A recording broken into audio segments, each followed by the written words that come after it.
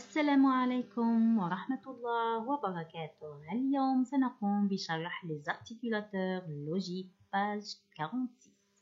ما هي هذه les articulateurs logiques؟ هي الروابط المنطقية أو مؤشرات تسلسل الأحداث. إذن les articulateurs logiques les mots qui organisent un récit أي أنها كلمات تقوم بتنظيم القصة. J'observe. هنا عطونا 4 جمل غير مرتبة، وفي السؤال الأول طلب منا ترتيب هذه القصة. Ce texte est écrit dans le désordre, remets-le dans l'ordre. إذن أول جملة وهي Alors il rencontre une vieille dame ثم التقى بامرأة عجوز. ثانيا il y avait une fois un petit éléphant qui s'appelait Babar. كان يا مكان فيل صغير اسمه بابار. Depuis ce jour, il vit heureux avec sa nouvelle maman. منذ ذلك اليوم وهو يعيش سعيد مع أمه الجديدة. ثم أخيرا un jour, un chasseur tue sa maman. ذات يوم قام صياد بقتل أمه. إذن هنا أولا عندما نبدأ قصة في العربية نقول كان يا مكان، وفي الفرنسية il y avait une fois. إذن أول جملة هي هذه. ثم سيحدث شيء سيغير كل الأحداث. ما الذي حدث؟ un jour. إذن في يوم من الأيام أو ذات يوم ما الذي حصل؟ الصياد قتل بابا. إذن ثانيا un jour un chasseur tue sa maman. ثالثا alors il rencontre une vieille dame. إذن ثم يلتقي بامرأة عجوز. وأخيرا depuis ce jour il vit heureux avec sa nouvelle maman. depuis ce jour أي منذ ذلك اليوم انتهت الأحداث وهو الآن يعيش سعيد مع هذا الأم الجديدة. السؤال الثاني quels sont les mots qui t'ont aidé à retrouver l'ordre du texte؟ إذا ما هي الكلمات التي ساعدتنا على ترتيب هذه الجمل؟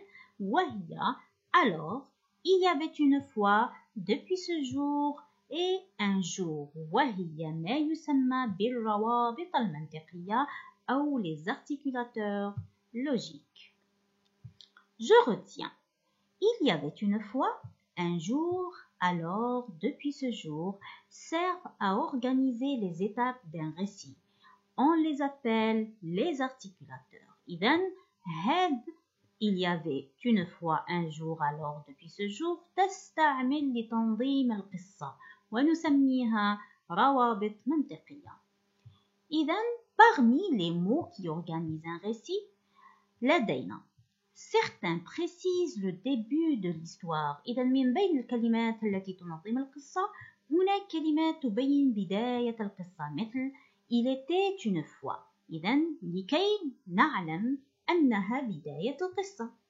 D'autres permettent de bien comprendre l'ordre et le déroulement des actions. Et ما هو le milieu de l'histoire. إذا وهنا كلمات تسمح لنا بالفهم الجيد لتسلسل الأحداث وذلك في وسط القصة. D'autres indiquent la fin de l'histoire. إذا وهنا كلمات تبين لنا أن القصة قد انتهت وهي نهاية القصة. إذا في الجدول هذا وش عندنا؟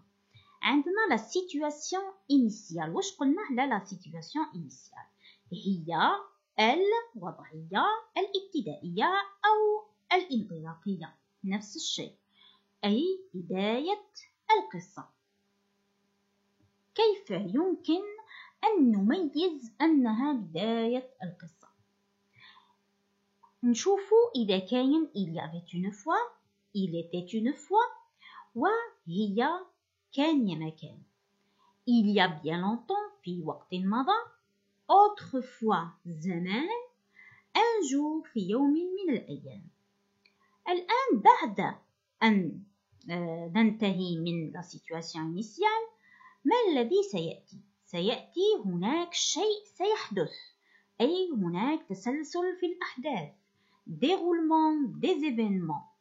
وهو في وسط القصة, le milieu du récit. Soudain, فجأة, tout à coup, برهة, alors, ثم, un jour, ذات يوم, puis, بعدها, ensuite, ومن ثم. إذن هذه تستعمل لكي نقوم بسرد تسلسل الأحداث. ثم تأتي la situation finale, la fin du récit, كيف سنقوم بتمييز نهاية القصة. من depuis ce jour, منذ ذلك اليوم, enfin, أخيرا, finalement, وفي الأخير, depuis ce temps-là, منذ ذلك الحين. إذن سنميز كل فقرة أو la partie initiale بهذا les articulateurs, le déroulement des événements بهذا les articulateurs et la situation finale بهذا les articulateurs. Anna, je m'exerce. Complète l'histoire avec les mots suivants. Soudain, alors, depuis ce jour, il était une fois. Il était une fois un petit tailleur qui voulait épouser la fille du roi. Pour cela, il devait tuer un ogre. Le petit tailleur est donc parti à sa recherche. Soudain, هنا سيحدث شيء. Soudain, en chemin, il découvre l'ogre endormi sous un arbre. ثم ما الذي سيفعله? Alors, courageusement, avec une grosse ficelle, le petit tailleur l'attache. Le roi met l'ogre en prison. وهنا انتهت القصة. Depuis ce jour, le petit tailleur vit heureux avec sa princesse. إذن عما تنص هذه القصة: كان يا مكان خياط صغير يود الزواج من بنت السلطان، لذلك كان يجب عليه أن يقتل وحش. ذهب الخياط الصغير للبحث عنه، وفجأة في الطريق يصادف الوحش نائما تحت شجرة.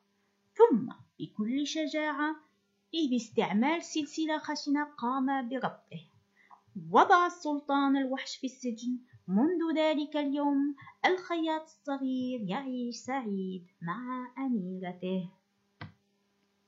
بهذا انتهينا أحبتي، في أمان الله ورعايته. وقبل كل نهاية إذن يقول تعالى: بسم الله الرحمن الرحيم: واعبدوا الله ولا تشركوا به شيئا وبالوالدين إحسانا. بسم الله الرحمن الرحيم: وقل رب ارحمهما كما ربياني صغيرا. صدق الله العظيم. إذن أحبتي، من أراد منكم أن يبارك له في دراسته وفي كل ما يقوم به فليطع والديه ولا ينهرهما، سيجعل الله لك إن أطعتهما سبيل النجاح والرقي، وستكبر وهو راض عنك.